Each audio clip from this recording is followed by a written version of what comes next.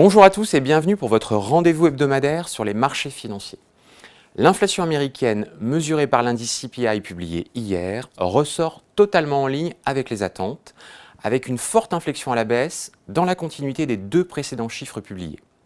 Les composantes transport, énergie et alimentation disposent toujours d'un potentiel de baisse additionnelle pour les prochains mois, au regard des tendances observées sur le prix des entrants.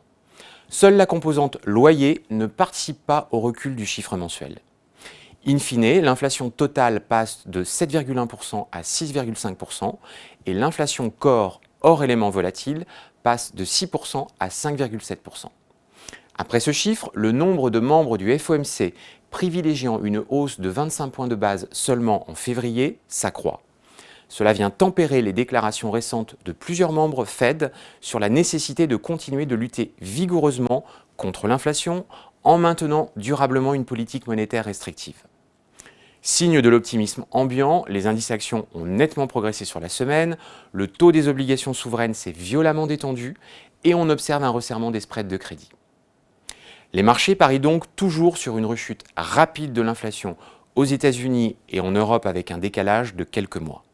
Les taux directeurs terminaux anticipés par le marché se situent désormais à 4,9% pour les Fed Funds et 3,2% pour le taux BCE.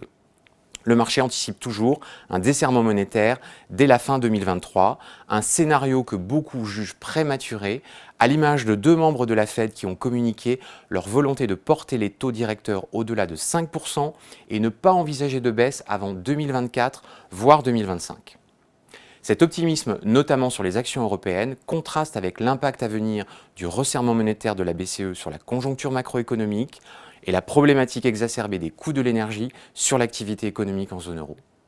Il est pourtant bien visible sur le front des devises avec un euro au plus haut depuis avril 2022. Sur le front des entreprises, on commence à entrevoir quelques alertes sur bénéfices et des perspectives prudentes sur la demande à venir, alors que les difficultés d'approvisionnement perdurent.